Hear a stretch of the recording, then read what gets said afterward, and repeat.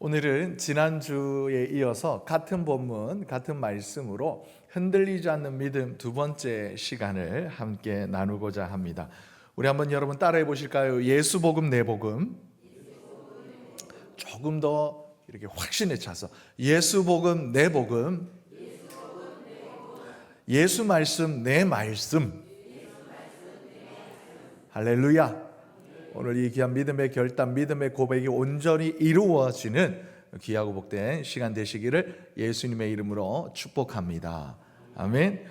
얼마 전에 여러분 우리 교회 카페에 다 이 인근에 있는 어느 교회의 목사님께서, 담임 목사님이 찾아오셨나 봐요. 오셔서 우리 좋은 자리에 앉으셔서 그리고 따뜻한 커피를 마시시면서 이렇게 그 목사님이 하나님으로부터 받았던 은혜에 대한 간증을 열심히 하고 가셨나 봐요. 그리고 그 목사님이 굉장히 정말 하나님의 은혜로 말미암아 거의 죽다가 이렇게 살아나셨던 그 은혜의 경험을 하셨었던 것 같아요. 그러자 그 이야기를 들으신 우리 권사님 한 분이 저에게 이렇게 찾아오셔서 정말 그 눈이 초롱초롱하고 기대에 가득 찬 얼굴로 저에게 물으시더라고요. 목사님, 우리 목사님들은 모두가 다 하나님께로부터 받은 놀라운 은혜의 한 자락들은 다 가지고 계시지요? 그런 경험 있으시지요? 우리 목사님은 어떤 은혜를 경험하셨을까요? 기대가 돼요. 이러시면서 저에게 부담 아닌 부담의 질문을 주셨습니다. 물론 기대에 가득 찼던 질문이라고 저는 생각해요. 아마도 이런 질문을 하시는 데에는, 그러니까 목회자의 길을 갈 정도면 적어도 남다른 그런 신앙의 경험, 믿음의 경험이 있을 것이다 라는 기대와 함께 그런 경험을 했으니까 확신에 찬 신앙생활, 그 중에 목회자의 길을 이렇게 가는 것 아니겠냐라는 기대, 그리고 그런 모습이 사뭇 이렇게 일반 우리 성도님들께는 한편으로는 부러움도 되긴 하나 봐요. 저처럼 멱살 잡혀 코너에 몰려 하나님의 종의 길을 가는 게 아니라 죽었다가 살아났다거나 아니면 엄청난 큰 심한 병에 걸렸다가 치유되었다거나 하는 그런 만큼의 기적은 사실 저는 경험하지는 않았었습니다. 하지만 저에게도 제가 여러분들 앞에 처음 이렇게 만나 뵙게 되었을 때에 그 은혜를 나누었던 창세기 35장의 야곱의 그 베델 사건과도 같은 그 경험과 동시에 오늘 이 갈라디아서 편지를 쓰고 있는 그 사울이 다메섹 도상에서 하나님을 만났던 사건, 그 사건과도 같은 그런 경험이 사실 저에게도 있어요. 만 25년이 이제는 훌쩍 지나가 버렸다 보니까 이제 기억도 가물가물해지고 있는데 1999년 10월의 마지막 가을 밤에 그 종로 5가 여전도회가 2층 소강당, 주강당, 중강당이었던 것 같아요. 예수전도단 예배학교, 거기에서 호주 출신의 일본 선교사님이, 은퇴 선교사님이 강의하셨던 내적 치유 셋째 날, 그때 그 자리에 저를 찾아와 주셨던 그 하나님과의 만남, 그 은혜의 경험, 이제는 훨씬, 그리고 그 은혜의 경험, 그 시간 훨씬 이전에 오랜 시간 동안 하나님과 그리고 저와 하나님이 마치 밀당도 아니면 저는 끊임없이 도망치기만 하고 끊임없이 물러나기만 하고 하나님이 끊임없이 저에게 찾아와 주셨던 신앙의 이렇게 냉정기 그런 경험들 저도 있어요. 이제는 조금은 막연하게 아련한 느낌만이 조금 남아 있다가 보니까 한때는 그때 그 시간을 생각하기만 해도 마음속에 큰 감사와 감동이 있어 눈물이 이렇게 터져 나왔었는데, 이제는 담담하게 그 시간을 추억하고 있는 걸 보니까 다시 한 번의 은혜가 저에게 필요한 때가 되었지 않았냐라는 이런 생각이 들기도 합니다.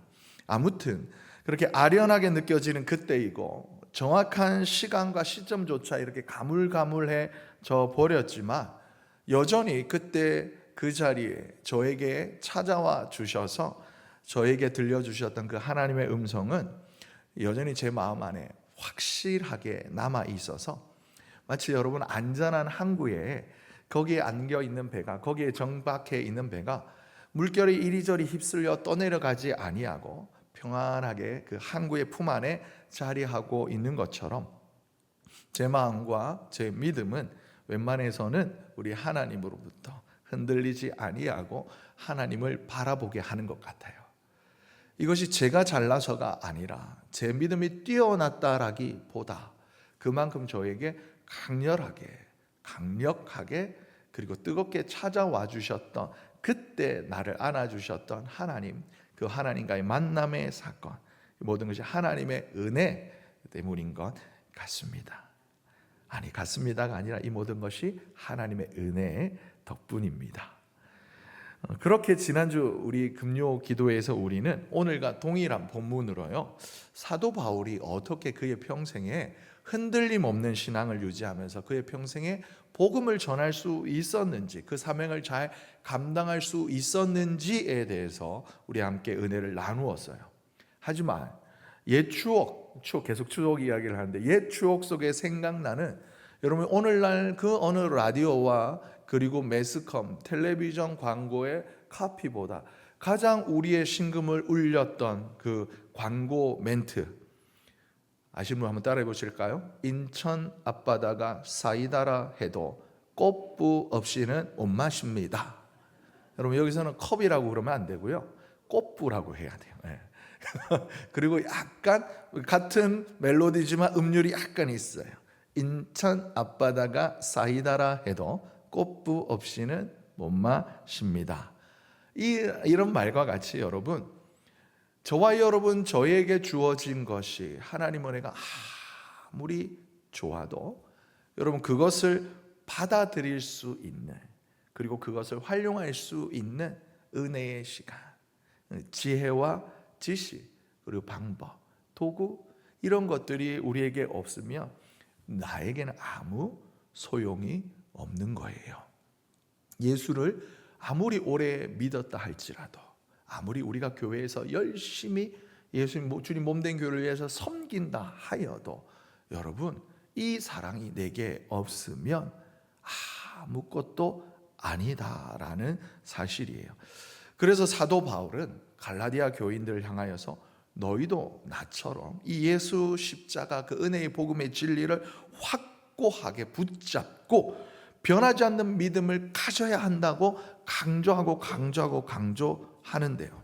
그렇게 시간과 공간을 초월하시는 우리 하나님은 변함없이 기록된 하나님의 말씀으로 더불어 이 말씀을 붙잡은 주의 종들을 통하여서 계속해서 오늘을 살아가는 저와 여러분에게 말씀하시기를, 너는 나를 향한 사랑, 하나님 향한 그 믿음, 흔들리지 않는 믿음을 너는 가졌느냐라고 물으시고 질문하시는 겁니다.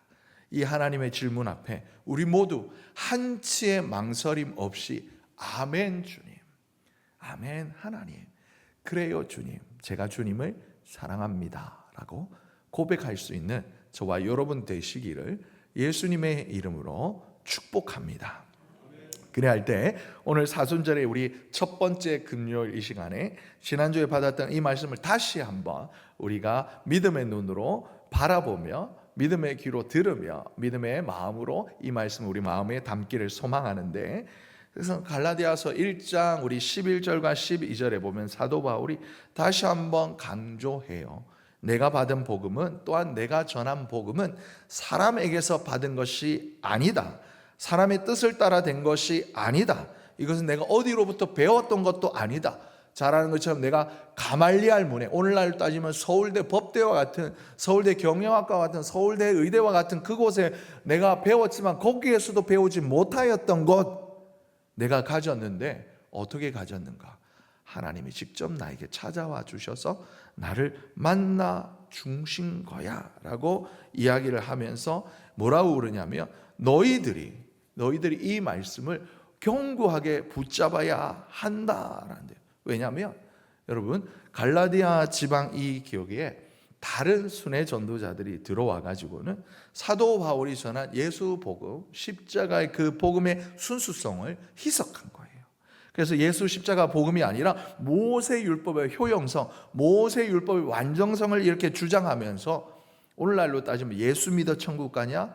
착하게 살아야지, 마음이 착해 천국 가지, 이런 것처럼 예수 믿어야 천국 가냐? 너희가 너의 죄를 이렇게 누군가에 고백을 하고 아니면 헌금을 많이 해야지 천국 가지, 이런 식으로 예수 십자가의 그 은혜를, 그 은혜의 복음을 희석했던 것입니다. 그것 때문에 갈라디아 교인들이 많이 흔들리고 있었어요. 여러분, 허드슨 테일러라는 선교사님 이야기 아시지요? 모르시는군요. 감사해요. 감사해요. 여러분, 길게 말씀드릴 수 있어서 영광입니다.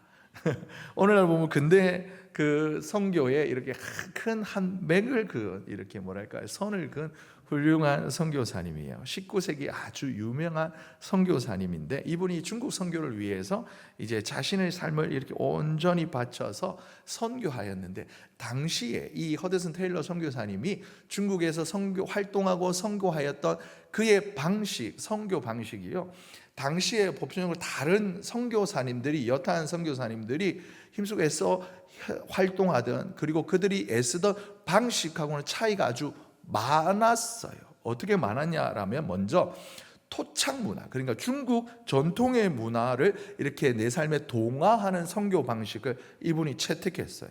당시 서구 선교사들은 오게 되어지면 자신이 입고 있는, 그러니까 서구식 복장, 그러니까 양복을 벗기를 이렇게 꺼려했습니다.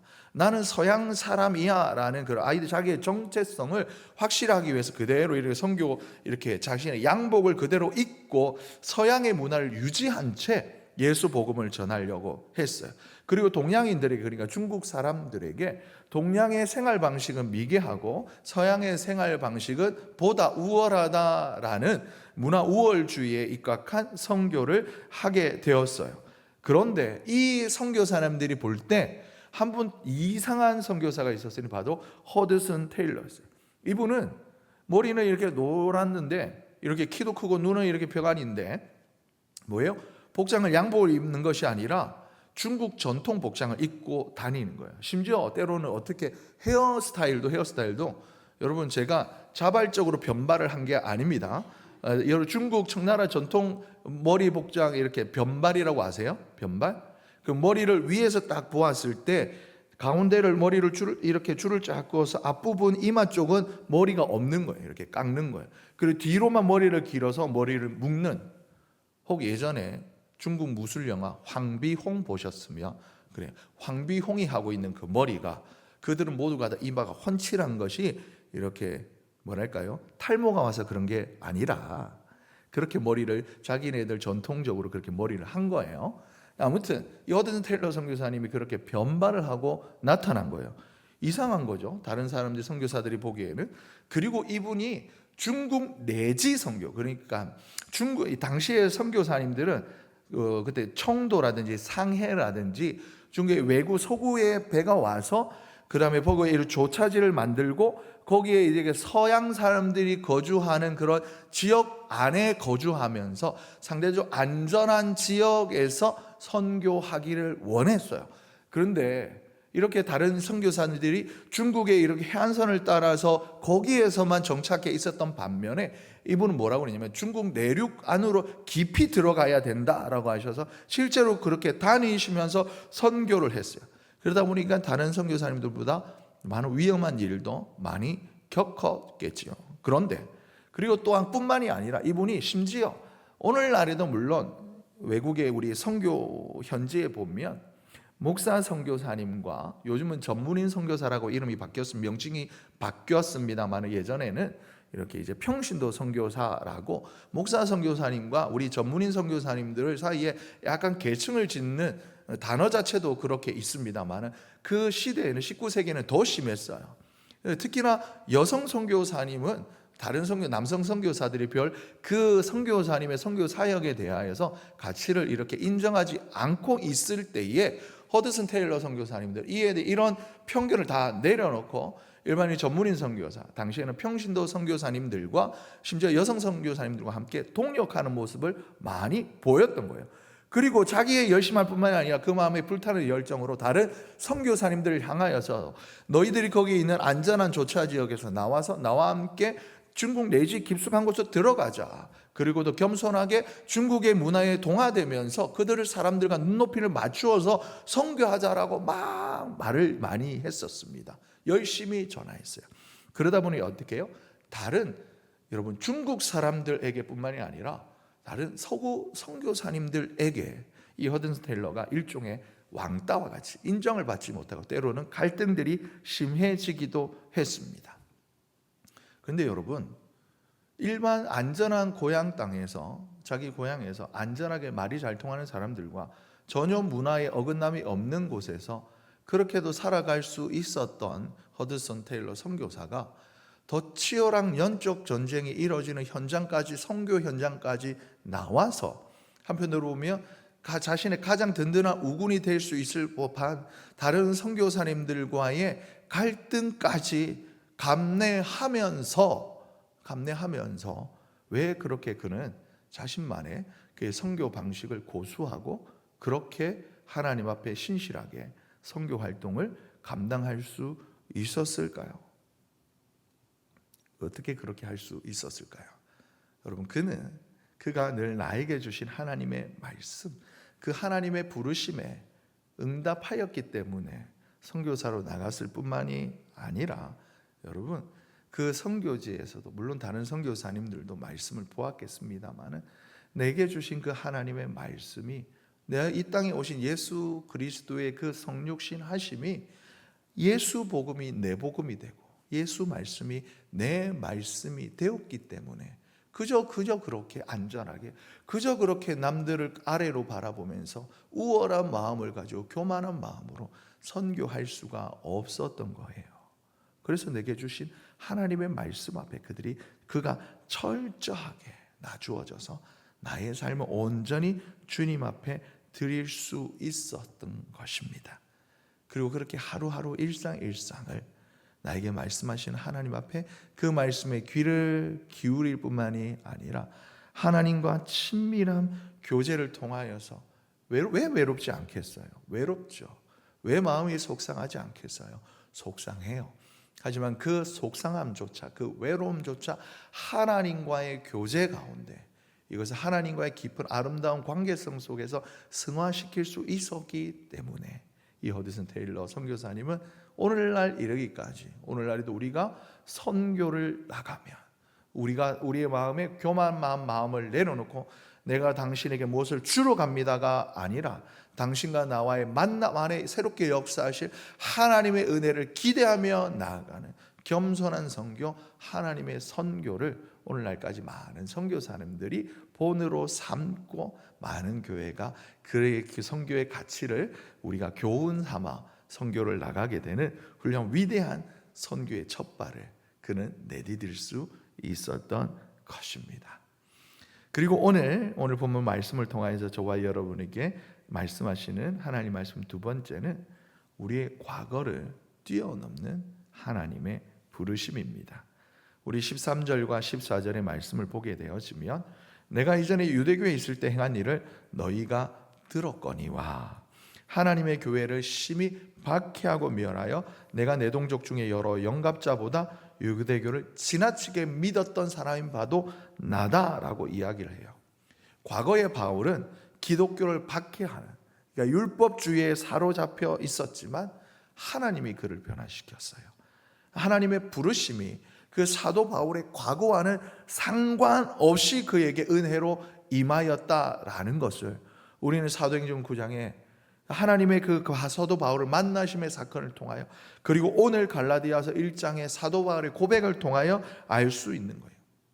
여러분, 교회를 많이 오래 다니신 분들 가운데 우리가 극복해야 될 이렇게 우리 안에 질문이 있는데요. 그건 뭐냐면 하나님의 말씀이 나를 얼마나 변화시킬 수 있을까라는 거예요. 여러분, 혹시 여러분 가운데 하나님의 말씀이 나를 과연 변화시킬 수 있다. 오늘 하나님의 말씀이 나를 변화시킬 수 있다. 여러분 믿으십니까? 확신하십니까? 그럼 나아가서 여러분, 하나님의 말씀이 여러분 생각할 때 여러분 한번 머릿속에 어떤 한 인물을 떠올려 보시겠어요? 내가 이때까지 살아오면서 정말 쟤는 답이 없어, 이렇게 생각하는 인물 혹시 있으십니까? 저도 있어요. 제가 생각할 때 제 기준에 정말 쟤는 인간 안 되겠다 싶은 사람 왜 안 만나 보았겠어요? 거의 50년 동안 이 땅에 살아오면서 별의별 사람들을 다 만나 보았습니다. 교회 밖에뿐만 아니라 교회 안에서도 그런 분을 안타깝지만 만나 보았어요. 그리고 심지어 이래요. 누군가가 나는 우리 누구누구 신우 때문에, 나는 누구누구 우리 언니 때문에, 나는 누구 우리 이모 때문에 예수 안 믿을 거야. 그는 권사님인데, 집사님인데, 장로님인데 도저히 나는 그 이모님, 고모님, 삼촌 누구누구 보면서 예수 안 믿을래 라고 말할 정도로 교회 안에도 그런 슬프게도 이런 분들이 계셔요. 뿐만 아니라 정말 세상은 더하죠. 더 많지요. 그런데 여러분, 하나님의 말씀이 그 사람을 변화시킬 수 있을까요? 오늘 말씀이 질문하는 거예요. 하나님의 말씀이 그 사람을 변화시킬 수 있을까요? 아니요. 다시 하나님의 말씀이 다른 사람은 차치하고서라도 오늘 이 시간 하나님의 말씀이 내 생각, 내 마음, 여러분 나면서부터 교회를 다녔기 때문에 수도 없이 보고 들었던 하나님의 그 말씀, 그런데 지금 나의 걸음은, 지금까지 지내왔던 나의 삶은 이 하나님의 말씀과 너무 이 하나님의 말씀이 많아서 너무 이 하나님의 말씀이 익숙하다 못해 귀에 인이 박힐 정도로 들었기 때문에 오히려 그랬던 하나님의 말씀이기에 이 말씀이 지금 나의 삶을 변화시킬 수 있을 거다라는 기대를 1도 하지 아니하고, 하나도 하지 아니하고, 혹 이 자리에 여러분 계시고 있지는 않으신지요? 하나님의 말씀 말하는 거예요. 사도 바울이 고백하는 거예요. 내가 이랬던 나인데 하나님의 나를 변화시키셨다. 사도 바울이 갈라디아 교인들에게 왜 이 말씀 하겠어요? 이랬던 나를 변화시킨 하나님이시기 때문에, 하나님의 이 살아계신 하나님의 말씀이, 이 살아계신 하나님의 능력이 여러분을 변화시킬 것입니다. 여러분의 삶을 붙드실 것입니다. 사도 바울이 말하는 거예요. 그러면 하나님은 왜 사도 바울로 하여금 갈라디아서 이 교회를 향하여 편지를 쓰게 하셨고, 왜 하나님은 하나님의 사람들로 하여금 성령의 감동이 되어 이 하나의 갈라디아서를 성경에 기록하게 하였고, 오늘 이 시대를 살아가는 저와 여러분에게, 오늘을 살아가는 저와 여러분에게 여러분의 눈에 읽히게 하시고 귀에 들리게 하시고 계속 2번, 3번, 4번 해서 반복해서 들려주시고 들려주시냐라는 거예요. 너도 변할 수 있다. 내가 문 밖에서 두드린다. 하나님이 말씀하시는 것입니다. 여러분, 존 뉴턴이라는 사람 아십니까? 만유인력의 법칙 발견한 뭐 이런 사람 말고요. 존 뉴턴 아니죠? 문과라 물리는 잘 약합니다. 여러분, 존 뉴턴을 잘 모르시면 혹시 Amazing Grace, 나 같은 죄인 살리신 찬송가는 모르십니까? 여기 계시는 분들이라면 적어도 그 찬송가는 1, 2, 3, 4, 5절 다 몰라 1절 정도는 외우실 수 있어야 돼요. 앞서 좀 불러볼까요? 나 같은 죄인 살리시 내 놀라와. 아멘. 다 아시는 이 찬송 누가 지었냐면 존 뉴턴이라는 사람이에요. 이 사람이 1725년 영국에서 태어났고, 사실 그의 어머니는 독실한 기독교인이었대요. 그런데 그의 어머니가 어렸을 때에 그가 7살 되던 해에 일찍 세상을 떠났어요. 그래서 어쩔 수 없이 다른 사람 손에 길준 게 아니라 선원이었던 아버지, 바다의 선원이었던 아버지와 함께 이 사람이 유년 시절, 청소년 시절을 보냅니다. 그러다 보니까 친 뱃사람들과 함께 지내다 보니까 이 사람의 그 마음이 얼마나 강팍하고 이렇게 황량해졌겠어요. 그러다 보니 이 사람이 나중에는 이런저런 인생 우여곡절을 긋다가 어떻게 해요? 노예 무역을 하는 노예 배에 노예 상선의 선장이 되어요. 그래서 다른 사람들보다도 앞장서서 아프리카의 많은 사람들을 잡아다가 그러면 여전 세계에 노예를 파는 일에 앞장섰던 사람이었어요. 그래서 심지어 어렸을 때 막연하게 엄마로부터 들었던 하나님 말씀이나 찬송이 있었을 거 아니에요. 홍두가 그를 향하여서 이렇게 권면하며 이야기했을 거 아닙니까? 그렇게 악한 일은 하지 마세요. 그런데 그가 하나님을 비웃으면서 혀를 차면서 하나님을 농락하며 살았던 인생이었어요. 그런데 그가 어느 날 바다 한가운데서 엄청난 큰 폭풍우를 만나게 됩니다. 배가 정말 뒤집혀서 거기에 자기 목숨뿐만이 아니라 자기의 전 재산이 바다에 그대로 수몰될 지경에 이르렀어요. 그렇게 절체절명의 위기의 순간에 그가 그 머릿속에 생각났던 것, 어렸을 때 엄마가 내게 들려주셨던 하나님이 그 죽음의 순간에 생각이 났어요. 그가 하나님 앞에 그 흔들리는 뱃속에서 그 폭풍우 가운데 기도합니다. 하나님, 살려만 주십시오. 살려만 주십시오. 어찌 되었을까요? 기적처럼 하나님이 그의 목숨을 살려 주셨습니다. 그리고 그 삶이 즉시는 아닙니다만 점진적으로 그가 자기가 지었던 모든 잘못된 삶으로부터 돌이켜서 그의 노예상의 삶에서 돌아옵니다.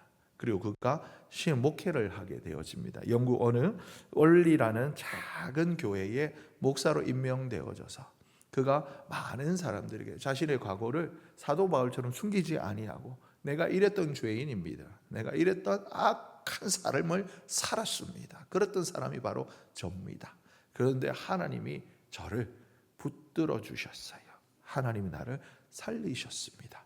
그가 이렇게 어메이징 그레이스라는 찬양을 지었을 뿐만이 아니라 많은 사람들에게 하나님의 그 은혜의 복음에 대해서 열심히 전하는 삶을 살았고 뿐만 아니라 어느 국회의원과 함께 손을 잡아서 노예 무역, 노예 제도를 없애는 데 앞장섰고 그리고 마침내 그가 죽던 해에 1807년 영국 의회에서 노예 무역이 공식적으로 폐지되었는데 그 해에 그가 하나님 나라 가게 되어집니다. 존 뉴턴의 인생은요, 여러분 사도 바울보다 어떻게 보면 더 심한 정말 극단적인 죄악된 삶에서 하나님의 은혜로 말미암아 완전히 변하였던 대표적인 사례입니다. 전혀 자신의 과거를 숨기지 아니하고 하나님 앞에 하나님 놀라운 은혜가 나를 구원하였다라고 그가 그의 평생에 하나님 은혜를 노래하며 지내었는데 여러분 어떻게 나에게 오늘도 여전히 말씀하시는 하나님의 그 말씀 앞에 여러분 변화의 의지가 1도 없어서야 되겠습니까? 여러분 잘 아시는 요한복음 1장 5절과 10절에 이런 말씀이 있어요. 빛이 어둠에 비추되 어둠이 깨닫지 못하더라. 그가 세상에 계셨는데 세상은 그로 말미암아 지은 바 되었는데 세상이 그를 알지 못하였더라. 당연히 교회 밖의 사람들은 예수 보고 아무리 소리쳐도 예수 천당 불신지요 소리치면 손가락질 할 뿐만이 아니라 민원 넣어요. 교회에서 예배드리 조금만 더 열정적으로 예배드리면 수도 없이 민원 넣고 교회 예배를 방해합니다. 세상 사람들은 그럴 수도 있다라고 생각합니다. 아직 하나님 은혜를 알지 못하기 때문에. 그런데 여러분 오늘 하나님의 자리 예배의 자리에 나오면서 하나님 말씀을 들으면서 하나님의 말씀이 내게 주시는 말씀이고 예수 복음 내 복음 예수 말씀 내 말씀이고 이 말씀이 나에게 들려지고 이 말씀이 나에게 주어질 때에 내 심령에 신기워질 때 내 삶이 새롭게 변화되어질 거야라는 기대와 내 삶을 새롭게 변화할 거야라는 의지가 1도 없다라면 여러분 어떻게 교회 밖의 사람들과 다르다 할 수 있겠어요? 어찌 그들을 향하여서 니네 어둠 속에 있는 거야 라고 그들만 향해서만 그렇게 손가락질 할 수가 있겠어요? 여러분 우리가 교회에 있다고 해서 하나님 말씀 항상 대로 깨닫는 것 아닙니다. 변화되지 않는 삶은 여러분 그리스도인의 삶이라 자신하기 어려워요. 그래서 여러분 사도 바울은 로마에 있는 교회를 향하여서 로마서 12장 1절과 2절, 제가 여러분들 두 번째 배웠을 때 저에게 주셨던 본문이죠.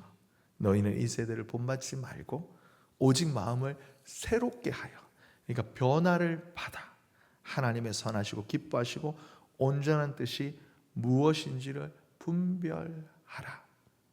여러분, 하나님 앞에 변화된 삶을 사모하시는, 갈망하시는 저와 여러분 되시기를 예수님의 이름으로 축복합니다. 여러분, 다 사도 바울과 같은 그런 삶을 살라는 거 아니에요. 다 순교자가 되고 다 선교사의 삶을 살라라는 거 아니에요. 다 목사님 되면 어떻게 해요? 우리 돌아가면서 예배 설교해요? 아니죠. 다 그런 거 아니에요. 하지만 자기 목숨을 버리면서까지 예수 복음을 전했던 삶들이 있어요. 자기 목숨을 초계처럼 여기면서 자기가 겪었던, 자기가 쌓아왔던 모든 커리어를 한낱 배설물처럼 여기면서 예수 위하여 온전히 내 삶을 들여 살아가시는 분들 수도 없이 많습니다. 뿐만이 아니라 하나님께서 나에게 허락하신 내 삶의 자리에서, 여러분 직장과 일터에서 예수 복음 때문에 변화된 삶을 살고자 오늘도 가슴을 치며 눈물을 흘리며 새벽마다 하나님 힘주세요 기도하면서 그렇게 살아가는 하나님의 자녀들이 수도 없이 많습니다. 여러분, 이들의 기도가 있기 때문에 이 나라 이 민족이 오늘도 이렇게 굳건히 서가는 거예요. 여러분, 그런 사람들이 오늘도 저 땅에 있기 때문에 여러분 오늘 그 미국을 수많은 나라들이 손가락질하고 미워하지만 그럼에도 불구하고 그 땅에서 아직도 청교도적인 삶을 살아가며 하나님 앞에 예배하는 사람들이 있기 때문에 하나님이 여전히 그 땅을 축복해 주시는 것입니다. 여러분, 저와 여러분이 그렇게 변화된 삶으로 한 걸음 나오시지 않으시겠습니까? 오늘 사순절을 맞이하여 여러분 사순절 매년 똑같이 지내던 그런 주일, 그런 예배 아니에요. 여러분, 우리 하나님의 은혜는 우리가 기억하는 겁니다. 우리는 연약해서 늘 잊어버리고 망각하는 존재이기에 하나님의 절기를, 하나님의 그 은혜의 절기를 계속해서 반복해서 듣는 거예요. 그래서 우리의 찬송의 가사처럼 어릴 때 들었던 말씀, 평생에 듣던 말씀 또 들려주시오. 그리고 말씀은 또 듣고 또 듣고 또 듣고 또 듣는 거예요. 그래서 하나님의 그 완전하신 말씀 앞에 내가 조금의 부족함이 느껴지거든 다시 한번 하나님 내 삶을 붙들어 주세요 하고 기도하며 내 삶이 하나님의 기대에 맞게 부응하도록 변화된 삶을 살기를 우리 일어나야 하는 것입니다. 오늘날 많은 사람이 신앙의 길에서 흔들리며 그 걸음을 걷고 있습니다. 그런데 사도 바울이 오늘 갈라디아 성도들을 향하여서 말씀한 것처럼 너희들도 알아야 된다. 내가 이처럼 흔들리지 않고 평생에 선교할 수 있었던 것은 하나님으로부터 받은 은혜의 복음 때문이요. 달리 말하면 여러분, 목사한테 설교 많이 들어서가 아니라, 말씀 많이 들어서가 아니라, 여러분 저의 소리를 듣는 것이 아니라 이 시간 하나님의 음성 들으셔야 합니다. 하나님을 만나는 시간이 되어야 해요. 그렇게 할 때 여러분, 이때 보면 물질 없음, 세상을 나를 어렵게 힘들게 하는 그 사람들과 관계, 때로 나를 죽일 것만 같은 그런 질병 아무것도 없는, 세상과 나는 간 것 없고 오직 예수만 보이게 되는 것입니다. 오늘 이 시간 이 하나님 말씀, 하나님 만나는 시간 되기를 예수님의 이름으로 축복합니다. 이 하나님의 말씀, 내 말씀 되어 예수님 만나는 은혜의 밤 되시기를 예수님의 이름으로 축복합니다.